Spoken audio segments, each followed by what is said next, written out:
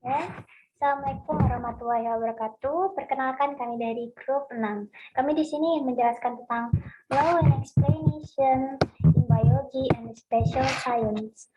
Tapi sebelum kami melanjutkan ke pembahasan ini, izinkan kami memperkenalkan diri kami terlebih dahulu. Saya Ratu Gadis.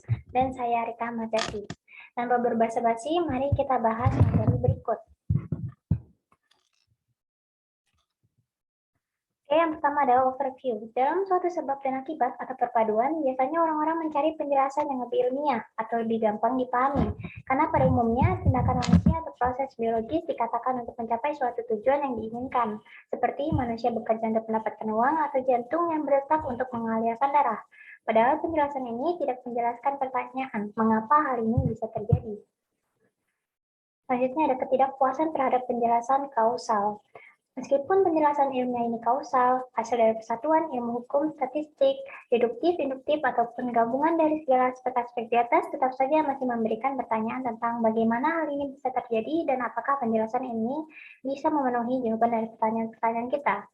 Secara tradisional, terdapat dua cara penjelasan yang bertujuan untuk memenuhi pemahaman yang lebih dalam, dan salah satunya adalah teleologis. Teleologis diambil dari kata Yunani telos yang berarti akhir, tujuan, dan maksud. Teleologis adalah strategi penjelasan yang dilanjutkan dengan mengidentifikasi akhir tujuan, maksud, dan alasan terjadinya sesuatu. Selanjutnya ada hukum kepemilikan dalam ilmu khusus. Penjelasan tentang tindakan manusia dalam kehidupan sehari-hari, dalam sejarah, biografi, dan urusan manusia tampaknya bersifat teleologis. Ungkapan ilmu khusus biasanya mengacu pada ilmu-ilmu sosial dan perilaku. Label khusus menunjukkan bahwa disiplin ilmu ini tidak mengungkap atau menggunakan hukum universal seperti hukum fisika, tetapi peraturan yang ada. Selanjutnya ada hukum fungsional dan penjelasan biologis. Dalam biologi, analisis hukum dan penjelasan teologis adalah hal yang menarik, tapi menghadapi beberapa kesulitan. Beberapa keberatan terhadap analisis ini dapat diakomodasi dalam berbagai cara, tetapi pendekatan efek yang dipilih memiliki masalah yang lebih dalam, terutama di luar biologi, dalam disiplin umum yang menggunakan bahasa teleologis. Baik, materi selanjutnya akan dijelaskan oleh Ratu. Ratu, time is yours. Terima kasih, Arika. Baik, saya akan melanjutkan penjelasan pada bagian lain. Masalah ini menyebabkan pendekatan yang sangat berbeda untuk penjelasan fungsional dan teknologis, deskripsi, dan keteraturan dalam ilmu-ilmu khusus. Jika fungsi jantung yang memompa darah tidak lagi dikutip oleh para ilmuwan untuk menjelaskan mengapa vertebrata beta memiliki jantung, tidak perlu mencari etiologi kasual dari peristiwa masa lalu untuk menghilangkan dugaan sebab akibat di masa depan yang tampaknya dibuat oleh pernyataan ini.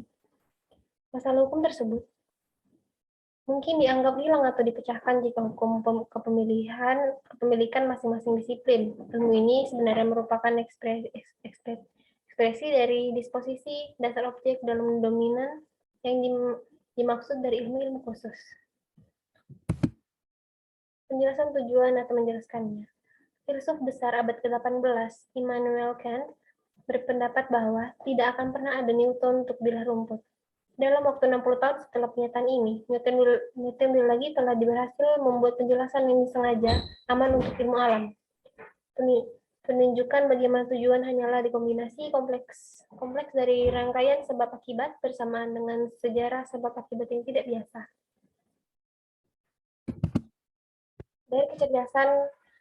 Dari kecerdasan kebutuhan. Mereka yang menolak metode penjelasan ilmu emprisi karena mereka gagal melampaui penyebab, hukum, atau penyatuan, tidak akan menemukan kejelasan dalam penyebab akhir atau intervensi manusia. Ini bukan benar-benar alternatif dari apa. Kita tidak dapat salah mengartikan fakta bahwa intervensi memang memasukkan kegiatan manusia dalam klaim bahwa intervensi memberikan pemahaman yang lebih dalam daripada sains, atau bahkan pernyataan apapun.